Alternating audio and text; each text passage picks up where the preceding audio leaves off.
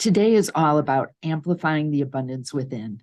In this session, you'll learn how to flip the switch to turn on your abundance receptors, how you can find ways to be more aware of what you're thinking and eliminate thoughts that aren't serving you in moving ahead, reaching your goals, and the other things that you would want to accomplish to create more prosperity on purpose. I'll be sharing a message from money specifically for you for this session. I'm going to walk you through a guided meditation that will also help to clear away limits that you have that may be holding you back from creating the results that you most want in your life, that are acting like a parking brake on your prosperity creating abilities. And you'll also learn ways to train your brain to create more of what you truly desire and turn your vision into a reality. If you ever had a new driver in your house, someone that you had to teach to drive, or maybe you were a new driver at one point in your life. Well, when our son was 16, he had been driving for about 6 months, and my husband, Stephen, was going out of town. And I said to Benji, look, you can drive Dad's car while he's gone as long as you pick him up at the airport. See, Stephen's plane was coming in about 10 o'clock at night. I like to go to sleep early. So it seemed like a win-win for everyone. Benji got to use a car, Stephen got a ride home from the airport, and I got to go to sleep at an early hour, which is something I really enjoy. So it was a warm June evening, and I was heading upstairs, and I said to our son, Benj, you're going to get Dad from the airport, right? He said, no problem, Mom. So I fall asleep only to get woken up to my 6-foot-tall 16-year-old shaking me awake. Mom, you have to get up. You have to get up now. And I look up and Benji's in tears. I said, oh my gosh, Benji, what happened? Said I was trying to get Dad's car out of the garage and I didn't want to hit Nana's car. My mom's car was parked in our driveway at the time. And I hit Dad's car on the side of the garage. I said, are you okay? He said, I'm fine, but Dad's car. So I'm like, well, let's go look. And I'm walking down the stairs thinking to myself, how bad can it be? I open the garage door and I look at my husband's car and I start laughing hysterically. And Benji's like, Mom, why are you laughing? I said, Benj, how did you do this much damage to Dad's car and not take the garage down? This is what Stephen's car looked like after we bent the bumper back. Imagine it being perpendicular to the front of the car. So I was actually upset I didn't get a picture of the bumper like that. So I said to Stephen, after he got the car fixed, I'm like, get the bumper after they put a new one on. And so this is what we did. We left it for Benji on his bed, gift wrapped. And our kids have whiteboard walls on their wall where you could write on them. So we left Benji this message. We know you wanted a car. Oh, you wanted a whole car? We thought we were so hysterical. He actually thought that was funny as well. So think about why kids are the number one demographic of getting into car accidents. It's because they're distracted, the way their brains work. I don't know what Benji was thinking about. Wasn't getting out of the driveway straight. And we do this all the time with money. We're distracted. We're focusing on the wrong things. And what you think and what you say to yourself about your money has a huge impact on what shows up in your life. Today's session is all about being aware. The Prosperity on Purpose framework has this as the first step. It's really being aware of what you're thinking, what you're saying, what your mindset is around money. It is incredibly important. Most people start at the wrong place when they think about being great with money. They start with taking smart actions. Now, action is clearly important. You need to take actions. We live in the material world, right? So whether those actions are about learning more about money or saving, taking better care of money, clearly important. But if you start there, you're missing the first 2 important steps. The first one being having the right thoughts about money. What we think and what we say has a direct impact on our results, and having a clear vision, which is what we're going to be talking about in the next video. Without the right thoughts, with the clear vision, the actions you were taking may or may not get you to where you want to go. So that's why we're starting with the right thoughts.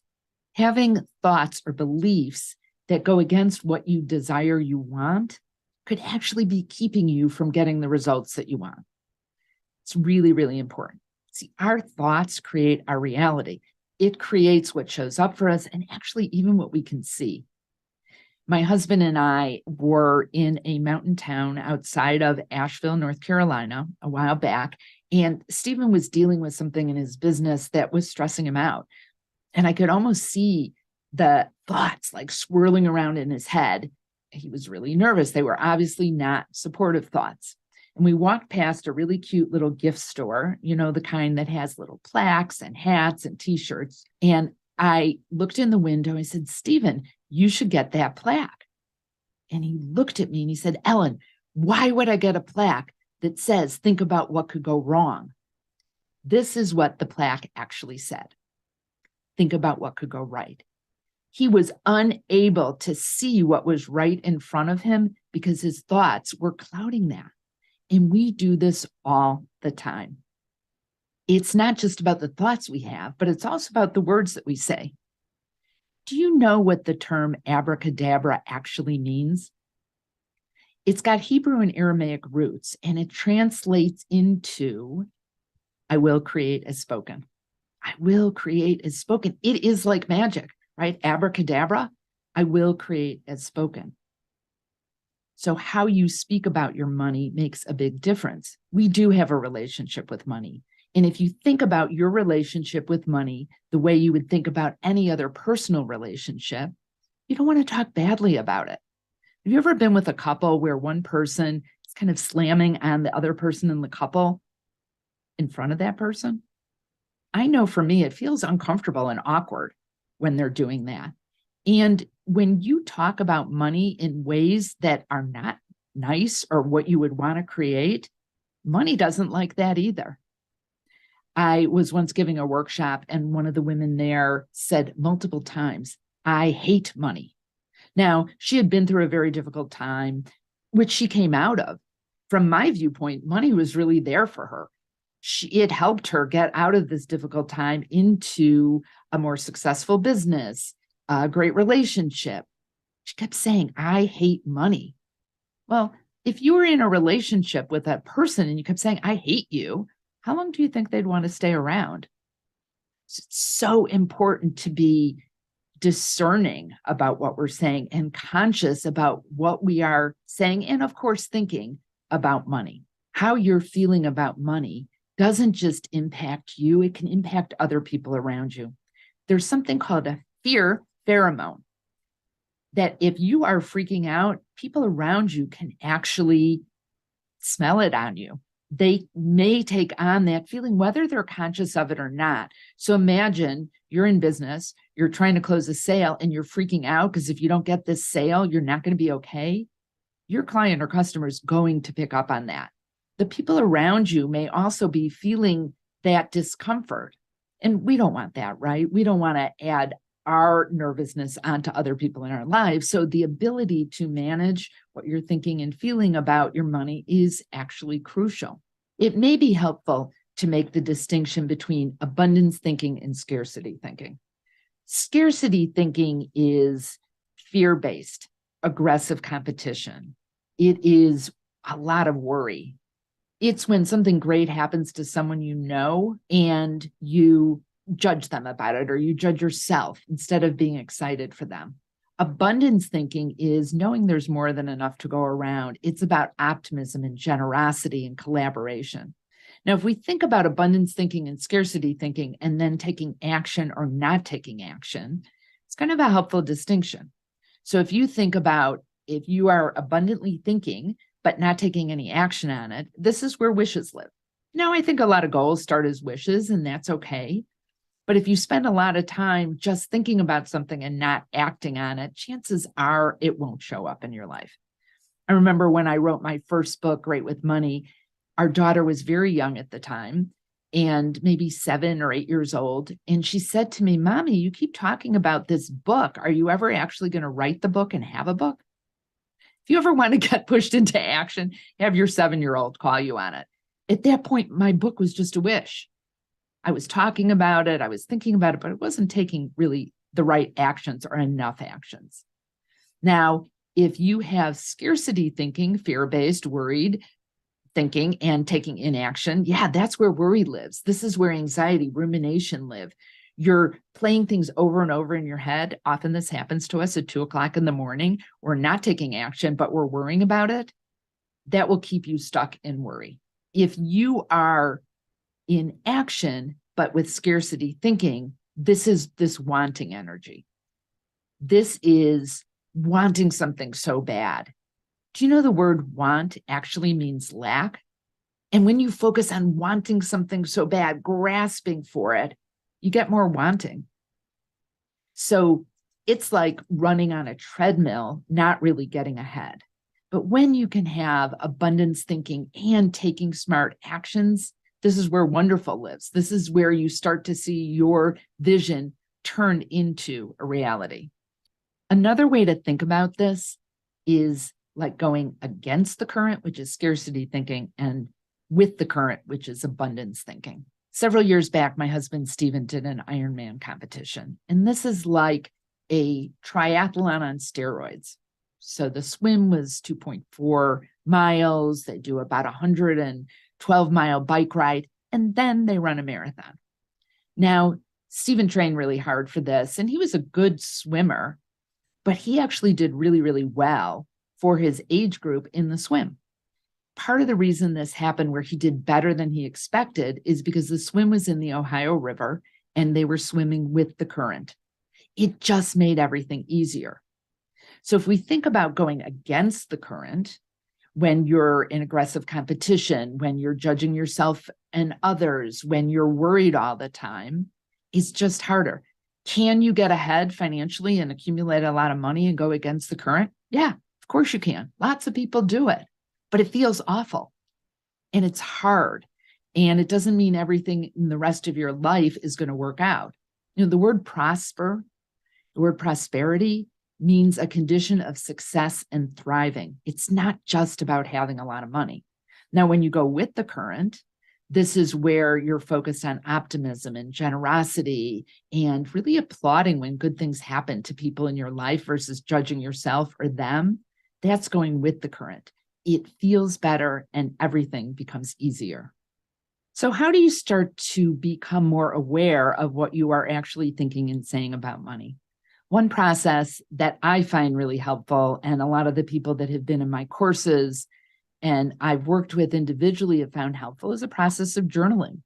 It's a way to start to download some of the things that are swirling around in our heads. So I invite you now to go ahead and grab a piece of paper and a pen, or you could do this via typing if that's what you prefer, and answer this journal prompt. What I believe about money is. What I believe about money is. And just write.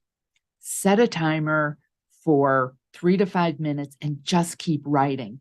If you run out of things to write, say, I run out of things to write, but keep your pen going and you'll be surprised at what comes out of this process. So go ahead now and pause this video and answer this prompt. What I believe about money is. The next journal prompt is what I believe about my abilities to create prosperity in my work and in my life. What I believe about my abilities to create prosperity in my work and in my life. So go ahead again and pause this video, set a timer for 3 to 5 minutes, and just keep writing. Now go back and look at what you wrote on those 2 journal prompts and just put an H or a U next to these, whether these beliefs are helpful or unhelpful. We all have things that are more like assets, that are helpful beliefs, and some that are like liabilities and unhelpful beliefs. So go ahead and do that now.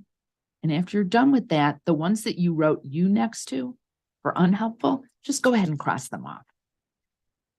Just because we believe something doesn't mean it's true. And sometimes just uncovering those beliefs is enough to get rid of them. I know when I first started my financial advisory practice, I was in my late 20s. And I also started to look at what my attitudes and beliefs were about money at that point. And I uncovered that I was operating out of the belief that it was my husband's job to make money. And further, I might not even be able to do that, which made absolutely no sense. At that point, I was an MBA, I had my CPA, my certified financial planner designation. I had a lot of credentials after my name. There was nothing in real life that would have proved that out. But I had been brought up watching my dad go off to work and my mom staying home. And somehow that had gotten interpreted as, oh, that was my dad's job. So, oh, that's my husband Steven's job. Now, if I hadn't uncovered that, I probably wouldn't have grown as successful of a business as I have. And it only took pulling that out from my back here beliefs to looking at it to go, well, that doesn't even make any sense. So sometimes it can be that easy to get rid of beliefs that don't serve us. Now, I have a message for money for this video as well. Again, I download these for each section because money has messages it wants to share with the viewers of this video. So I do this through journaling, and I want to share what money had to share with us today. Hi, money. What would you like me to share with the people watching this? What messages do you have for me to share? And this is what I heard back. Please know that I want to be with you. If at times it looks as if I don't, perhaps it's because things feel tight in your life or worrisome. It doesn't mean that I've left you. Times that feel difficult are there for you to learn and grow. I know you rather learn from a book or a teacher, but sometimes the best teacher is your own experience. A good question to ask is, what am I to learn from this? I get it's not always easy to be in the place of inquiry. However, it's very helpful. I promise you there is always growth and learning that is possible. I asked, what would be helpful steps for people wanting to have more useful thoughts about money? Awareness is very important. Remember, when you are thinking a thought or saying something that is not really what you're desiring, you have a choice. Imagine hitting the mute button on that thought. Yes, it's still playing in the background, but you're giving yourself a break from listening to it all the time. Another way to calm your negative chatter is to say thank you more often. To focus on what is working well in our relationship, that will make both of us feel better. So right now, what are you grateful for when it comes to money? And please remember, I am grateful for you. So you might want to pause the video right now and just write down some of the things that you are grateful for about money. How has money shown up for you? Maybe you have a roof over your head. You have a job, you have food in your refrigerator, whatever it is, go ahead and list that now. Now I'm going to walk you through a visualization to help clear some other limiting thoughts or beliefs that you may have around money. Now sit in a way that feels grounded, relaxed, and alert. If you're comfortable, you can gently close your eyes or look down with a soft gaze. And now imagine energy going from the base of your spine and the bottoms of your feet into the ground, going down, down, down, almost like you can hear it hooking into the center of the earth. This is the grounding energy of prosperity. Now imagine this energy is rising from the center of the earth, back up through your feet and spine, all the way up through your body, out the top of your head, higher and higher and higher. And this is the creative energy of prosperity.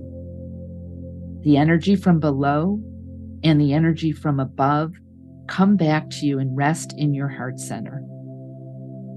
This grounded and creative energy of prosperity centers here. Imagine this growing bigger and brighter. Feeling this loving, clear, creative, generous energy growing more and more. Notice, does it have a color? Can you make it even stronger and brighter? Imagine this strong, bright, colorful energy expanding in 360 degrees around you. This is the energy of prosperity within you, coming through you. It not only serves you, but it deeply serves all those you come in contact with and all the people they touch as well. There is a deep knowing and clarity that this energy provides. It's easy, knowing, intuitive, and proactive energy. As this grows, brightens, and strengthens, it erases any old patterns of limiting beliefs, current false beliefs about your prosperity creation abilities,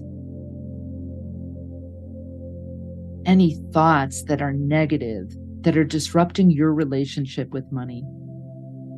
It reaches back generations to heal money wounds that have impacted your ancestors that you've inherited. This energy is like a magic eraser, healing and repairing your relationship with money by removing any remnants, past traumas, and things holding you back. These are not yours to hold and keep. You are repairing generations of money hurts with this magic eraser, erasing them and releasing them into the universe to be dispersed and healed. These are cleared and cleaned. Now the wounds must heal and close. Imagine any open sores healing close miraculously within seconds. The moment this energy is pointed in their direction, healing occurs. Now that these limits are erased and healed, you're able to install new, healthy, and prosperous thoughts and ideas and beliefs about money. You can create any realities that you desire. Here are some that might be particularly helpful and comfortable for you. I have a beautiful, supportive relationship with money. I am easily able to grow my business, serving people I enjoy working with, adding amazing values to their lives. My work is so impactful. My reputation grows and my business attracts ideal clients. I confidently talk about my work with people who are excited to work with me and refer to me. I know I am and will always be okay financially. I am supported from above and in every aspect of my life. I am a great partner with money. We work beautifully together. I am great with money. So be it. Now take in a few more deep breaths, noticing your feet grounded on the floor. Notice what it feels like to be supported in the seat that you're in. And when you are ready, you can gently open your eyes. You can go back and listen to that meditation anytime that it's helpful for you. You can add your own positive beliefs that you want to add to those statements. Really, prosperity prompts for you to be thinking of that will support those good thoughts that you want to have and that you want to grow in yourself. So here are some other ideas for you to boost your prosperous mindset. The first is to set up a feel-good file. So this can be an electronic file, it can be an actual paper file, and you want to fill it with all the times people have acknowledged how important you are to them, a thank you that you've received, a beautiful, whether it's a thank you note or an email that you've received, someone's acknowledged good work that you've done, maybe a testimonial. To create that feel-good file is a way for you to go back and review all the ways that you are actually doing great things in the world to feel more prosperous. The next part is to use this idea of just saying cancel clear. So if you notice you have a thought or you say something that you really don't want to have happen, you can say cancel clear. Cancel that thought, clear it away, and replace it with something that you prefer instead. Cancel clear. It's like, as Money said in the message, it's like hitting the mute button on that. This is actually deleting it. I gave a workshop once, and one of the women there said she says that she pushes *7 because that's how she deleted messages off her voicemail box. The next thing is to look at the growth or learning. What's the gift in that? As Money had said, to answer that question. What is this that I'm supposed to learn from this? Not always easy to do that in the moment. And to know there is always some gift, even from the most difficult times. Get support. Whether this is tactical support with a financial advisor or a good accountant, maybe this is support with a coach or a group of people that you talk about your business with or your personal finances with. Maybe it's getting support from above, asking for guidance. But you don't have to do this alone. People are super secretive when it comes to their money, and it doesn't always serve us to be that quiet about it. Start your day well. If you want a good mindset, it is not usually a great idea to grab this first thing in the morning and to have other people's agenda or bad news filling your brain right away. Better would be to start with meditation, which we're going to talk about in a second, or those statements that you want to have show up in your life. I am great with money. I am doing whatever it takes to have my financial situation be strong and secure. I am attracting the most ideal clients. So starting your day well, really important. Gratitude. Money wants us to be thankful. There's all sorts of research on the benefits of gratitude. It lowers our stress. Stress around money issues is insidious. So many people worry about money. It's one of the main things that keeps people up at night. And actually, if your back's really up against the wall, there's research that has shown that it can actually lower your IQ. There's a book called Scarcity, and the researchers in there found that when people were so freaked out about money, their IQ dropped, and you're actually unable to find good solutions. And gratitude is one way to help with that, to notice what you're thinking about, what you're thankful for, and having a regular practice for that. Breathing and meditation, great stress reducers, helps calm that monkey mind that's always chattering, those 50 to 70,000 thoughts a day. Many of them aren't good. And meditation, even just a deep breath. So let's all do that together. Take in a deep breath through your nose and a long, slow exhale through your mouth. Oxygenates our brain. It's kind of like if you have a snow globe. This is my little Buddha snow globe. When we can calm our thoughts down, the snow settles. And that's when you're able to hear your own good intentions. People don't usually think of that as a financial strategy, but I will tell you that in my business, in my personal life, that if I had to pick one thing that was most impactful, it would be my meditation practice. Yeah, because if we think about what have you missed with your mind wandering, it's really hard to hear our own good intentions, to see opportunities out there if we're ruminating over thoughts and thinking about things in an anxious way. I had the opportunity once to speak in Slovenia. And as part of the group we were with, we were able to go up in the small plane to look over this beautiful area we were in. And after we finished doing that, I realized that I had to change a rental car reservation because we were going to Croatia right after that. So I'm changing it, and I had been on the rental car site a bunch, so I knew what I was doing. I'm walking and I'm changing it. And I had just finished giving a talk about the importance of mindfulness. And as I'm doing this, I literally walked into the wing of this plane, smacked my nose. Luckily, my ego was the thing that was most hurt in that. I was okay. But it can happen to all of us to be mindless on things, and it can absolutely be dangerous. So please be present. Don't text and walk.